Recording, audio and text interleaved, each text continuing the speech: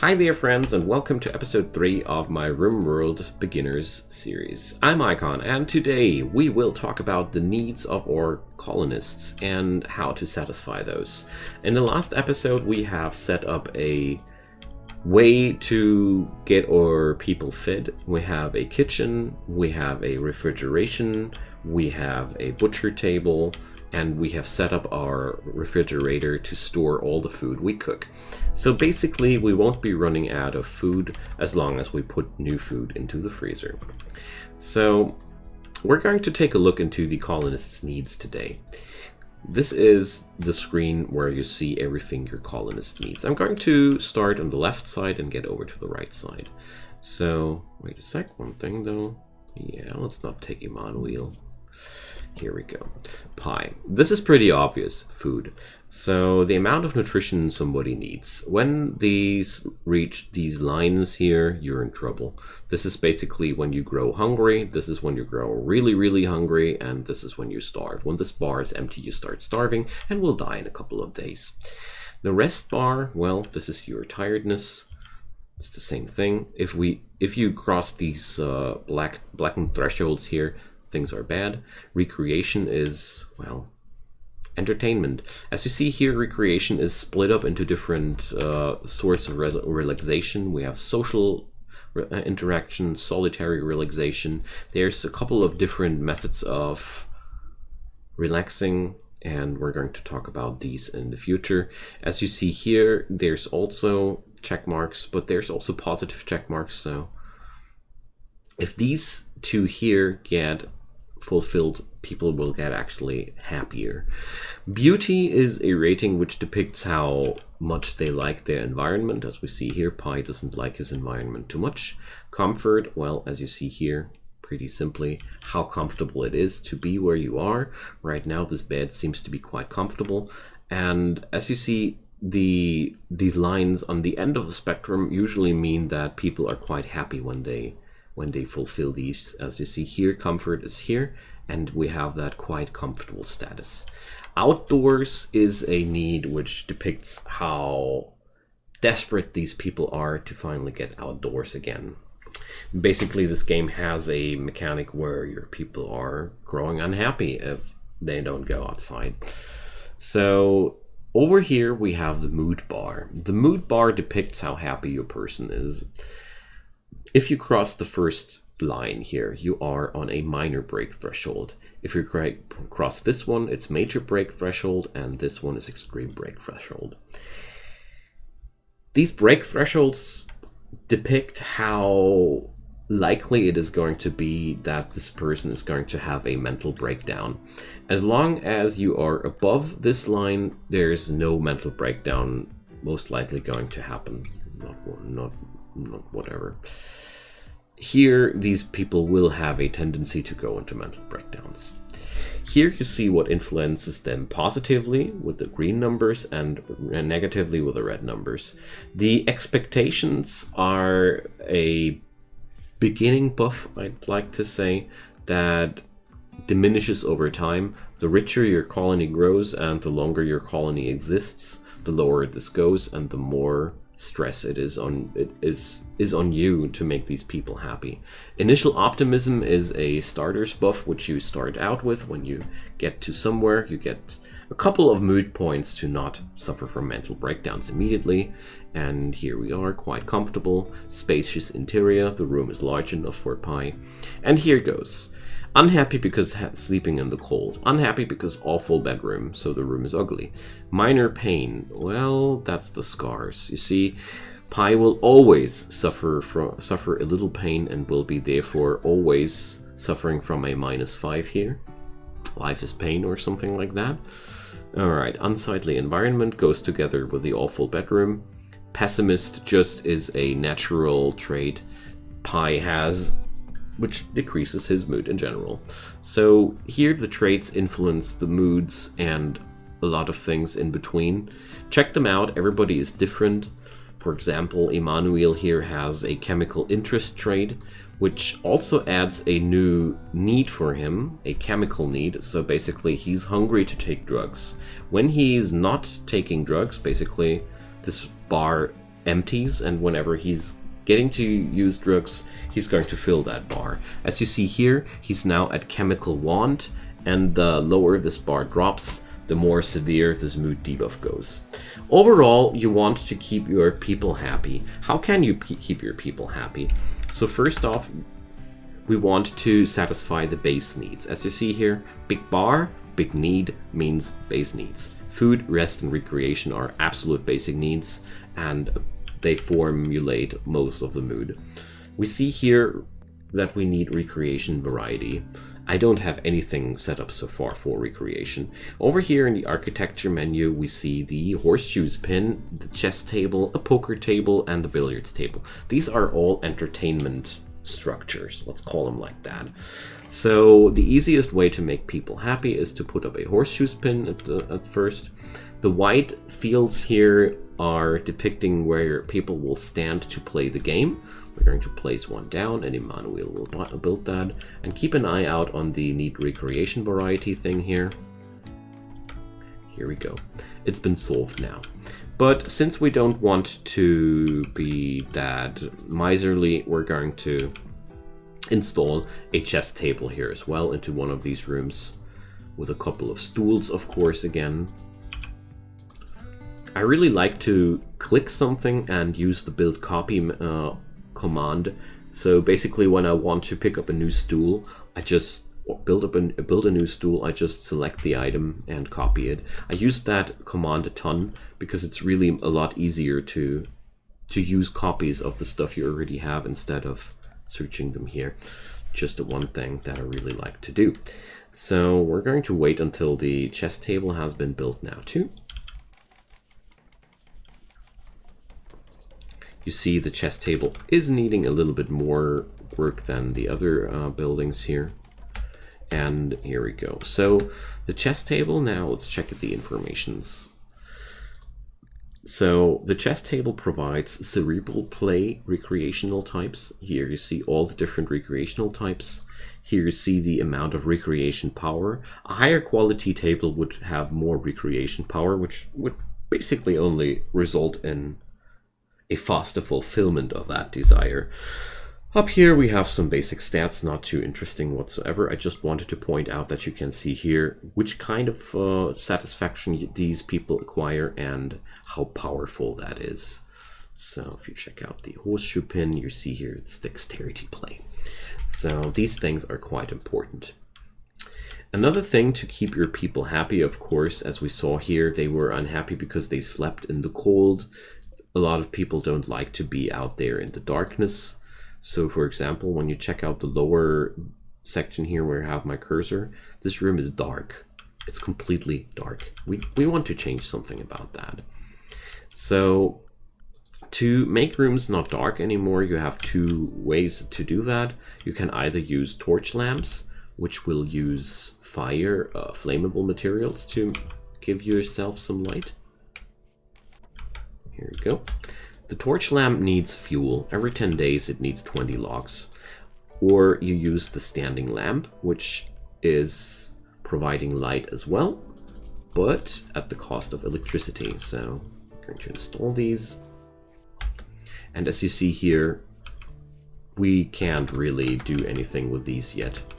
So, but we have excess power here. So we have 250 watt excess power. So let's transport power, and I will leave the point of needs at this. Oh no, we're going to stick with the needs for a moment before we talk about electricity again, because there's one thing that I wanted to show you guys because I really felt like it's really important. So we go back into the information screen of our colonists. Here you see the hunger rate, and that's something I really wanted to showcase. Hunger rate depicts how many units of nutrition a person needs per day. You see 1.6 units of nutrition. For reference, a simple meal has 0.9 nutrition. So you see a colonist roughly eats 2 simple meals per day.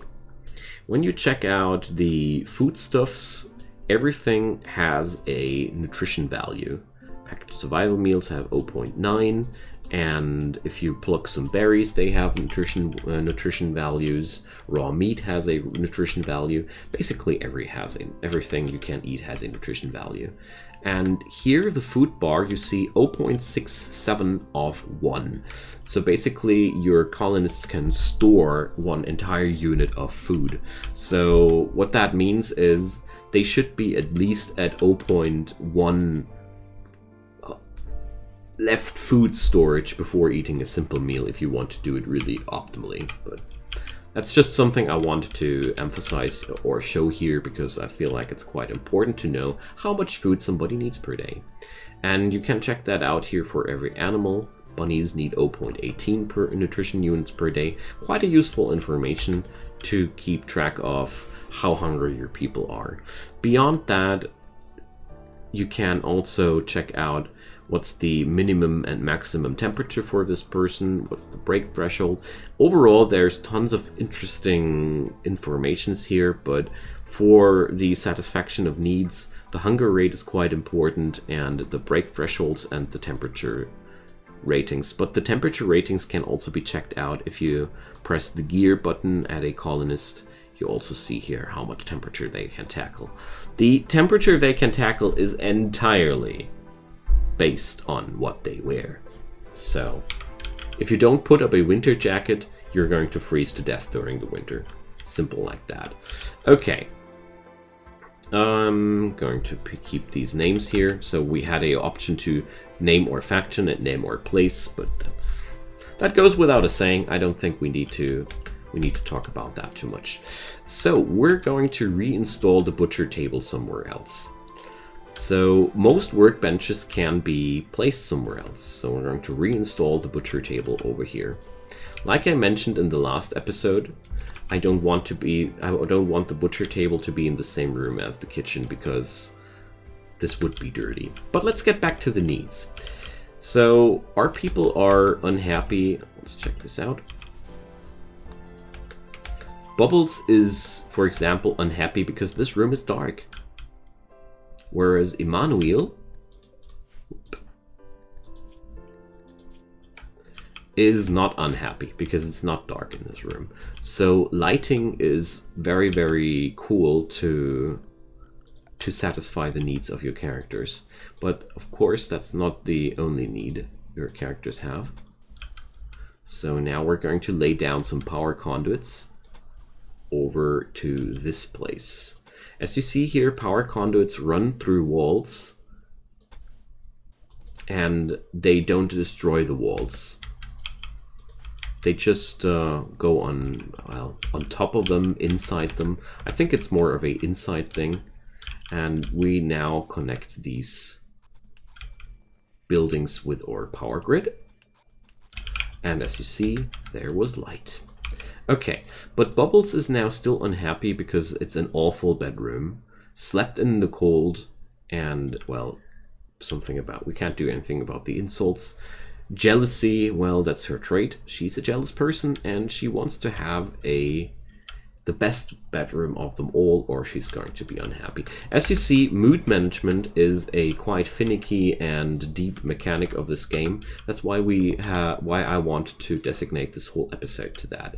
Okay, so awful bedroom. What can we do about that? If you click the bed, you get a readout about the bed, about the room's condition in general. But if you want to have a different way, you can also click on these bars here, and then you get a readout when you mouse over a room. You can also put that off again.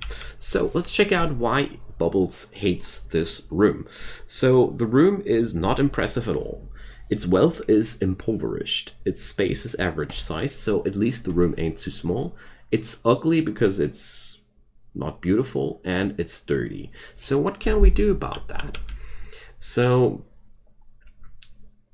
wealth reflects the worth of the items inside the room. As you see here, Bubbles' bedroom is only somewhat poor because the chess table here increases the value of this room.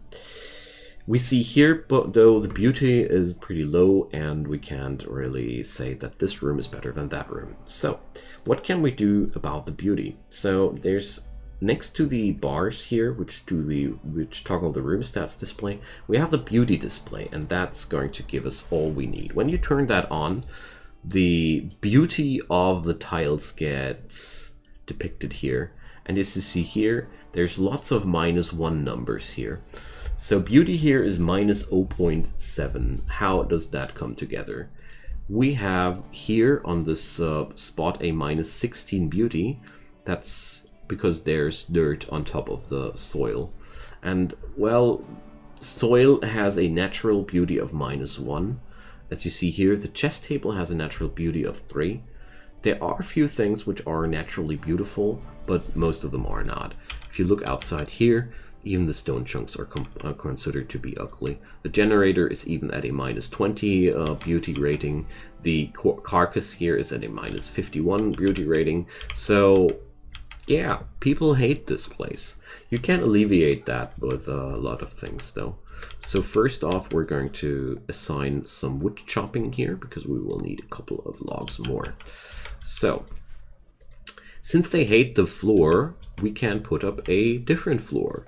So in the floors menu, you get access to a lot of different floors. There's tiles and flagstones made out of cut stone. We will get there once we cut stone.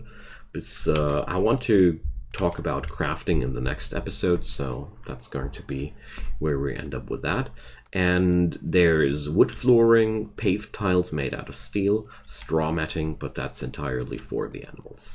Oh, which reminds me, we want to sow down some hay grass just for later, creating a new zone here and planting down some hay grass. Ooh.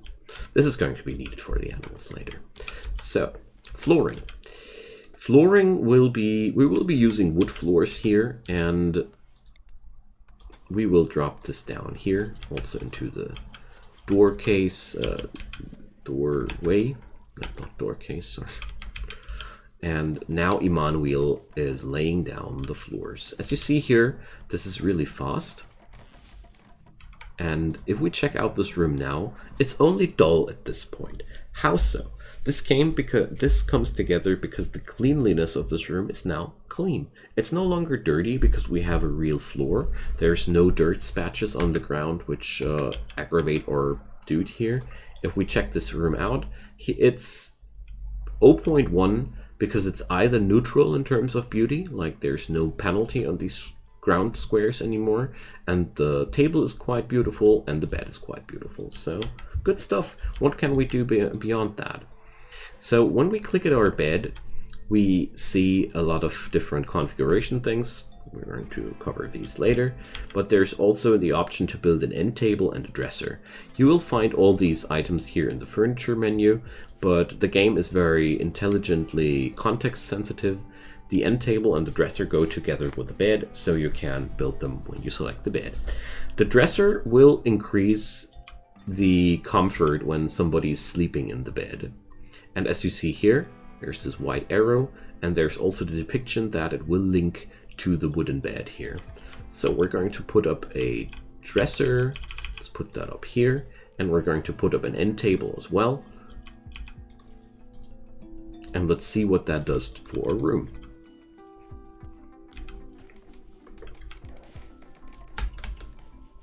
All right. The dresser is good and the end table is good too. As you see here, comfort is increased by plus 0.05. This is always related to the connected piece of furniture.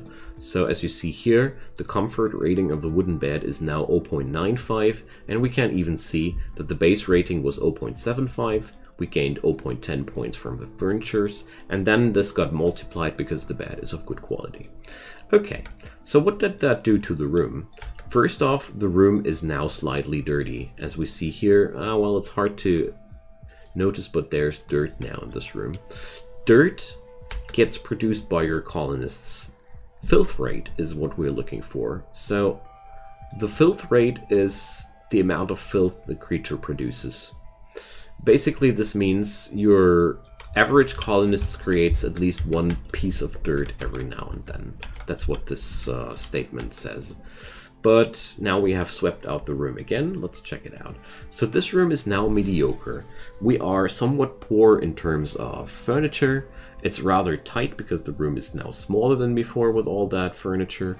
And its beauty is neutral and it's clean. So let's wait until Emmanuel is going back into that room, because I'm pretty sure he will need to sleep at some point. He's taking care of the generator for us. Really good. So now let's check out the needs of Emmanuel in contrast to his buddies over here. So Emmanuel is a little bit unhappy because there's still the awful bedroom debuff on him. But this, as you see here, will expire in 6 hours. It's basically the memory of a bad bedroom. All these negative moodlets and positive moodlets have, well, not all of them, but most of them have a certain expiration date. As you see here, the 8 without table thing will be forgotten in 8 hours, the awful bedroom will be forgotten in 6 hours, and so on and so forth. He's still hating the environment. Well, I don't know why. He shouldn't actually. Let's see. Well, his beauty, this is the unsightly environment debuff is resulting from his low beauty rating. Obviously, he hasn't seen enough beauty lately, so too bad. But let's check out what happened here beyond that. His recreation is fully satisfied, so we crossed that last check mark. He's happy because of that. He still wants to have drugs, but that's okay. 8 without table will be not a problem tomorrow again. And, well, the unsightly environment thing, well, the beauty bar of these people gets lowered whenever they walk, for example, past this ugly place, because there's tons of stones here. As you see here, her beauty rating is lowering when she's outside and increasing when she's inside. So to get that bonus rolling as quick as possible, your colony should be, or as good as possible, it should be as beautiful as you can put it up. So what we're going to do now is we're going to floor this entire place, because, you know, floored stuff is just making your people happy, like I mentioned before. We're going to start hunting some animals here because we need food. At the end of the day, we need a lot more food than what we have right now, because that food is also a need of our people. Also, check out Emmanuel. Here is a very passionate constructor, and whenever he's doing construction work, he's experiencing a burning passion for his work, and even receives a massive mood bonus, which will cool off instantly when he stops working. But this is really good if your people are already in a very, very bad mood. This way you can make sure that they don't suffer from a mental break, because they can be really happy while working. Okay, so here I wanted to showcase one time here. Raw meat has a nutrition value of 0.05. Okay. So need-wise, you now understand what your characters need. They have general needs like food, rest, recreation, and such things. And they have specialized needs like Emmanuel's chemical hunger. There's a couple of other traits that work like that. Emmanuel is on top of that a body modder. He would be really happy if he had some extra artificial body parts, and as you even see here, he's permanently unhappy because he has no artificial body parts. So overall, managing the needs of your characters is really important.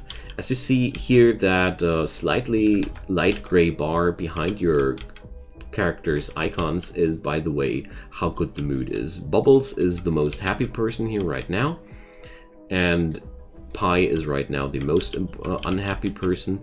That's because Pi is a night owl. Pi hates it to be awake during daytime and loves it to work during nighttime.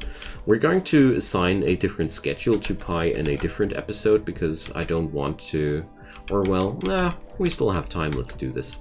There's the schedule menu here, and here you can define when your people are supposed to do something. Here, sleeping time is the blue one, anything time, well, figures, and then you can put up work, meditation, recreation, or sleep. So for Pi, we see Mood bonus if awake at night, 11 p.m. to 6 a.m. And a mood loss if awake during day. So we're going to do it like that. Let's let Pi sleep all day first. And we want to make sure that Pi is sleeping from 11 to 18. Okay. So now we're going to make sure this is going to be sleep time, and this is going to be any time, be time which is used for anything. I'm going to put down 2 hours of sleep more onto that schedule just to make sure, or 1 hour, that Pi is getting the 8 hours of sleep a person needs. So now Pi will be less unhappy during the next day because this will fulfill the needs of Pi.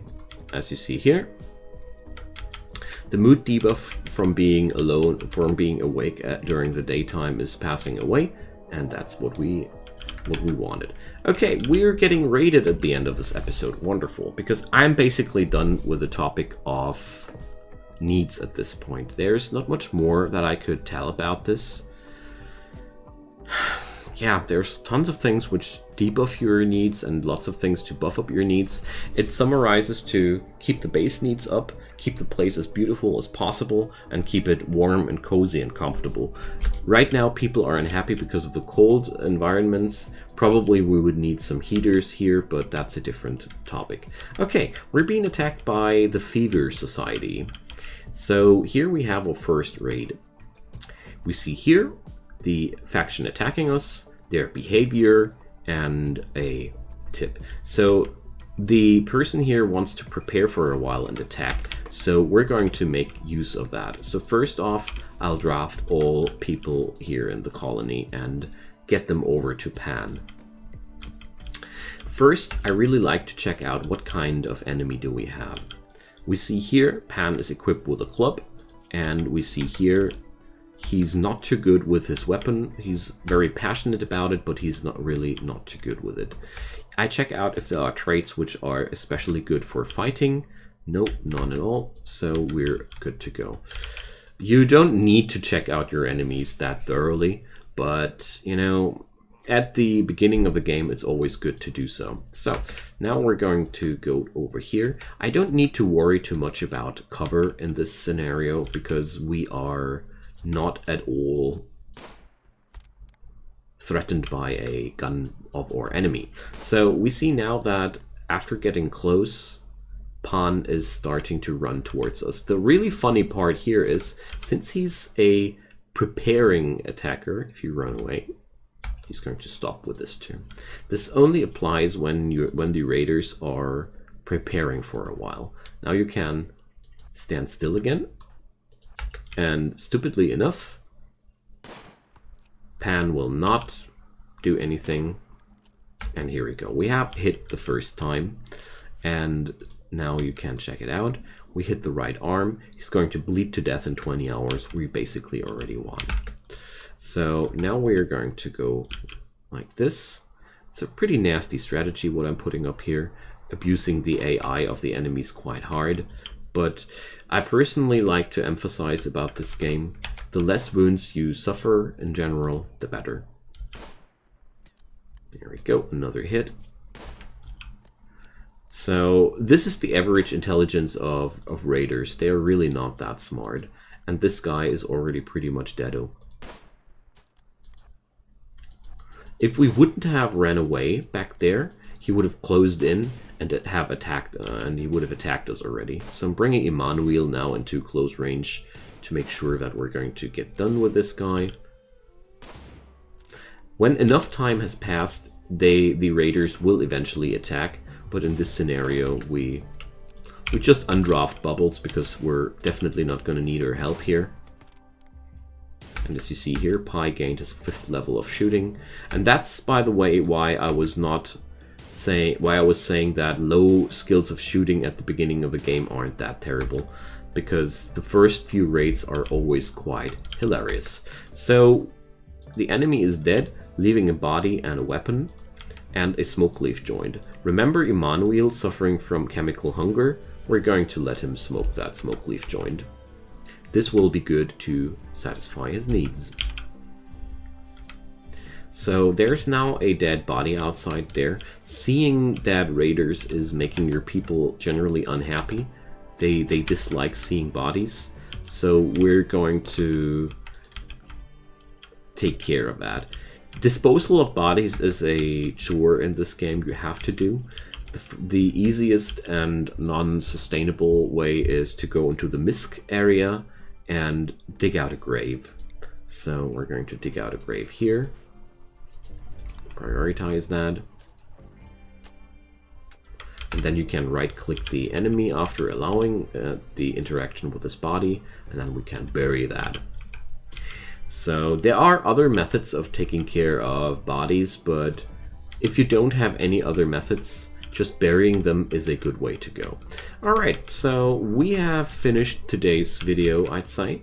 We now understand how needs work. You've seen how to deal with harmless raiders, and I hope that was somewhat helpful to you. If there are any questions left, of course, just ask away. I'd be more than happy to answer in the comment section.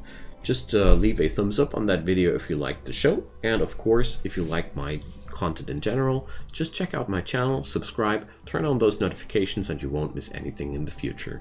Last but not least, let me mention one more time in the description box down there, my Twitch channel is to be found there, where I do daily streams too.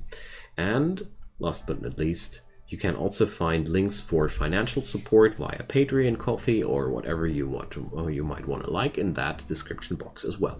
Okay, enough of that. Let me say thanks for watching one more time and wish you a very good time.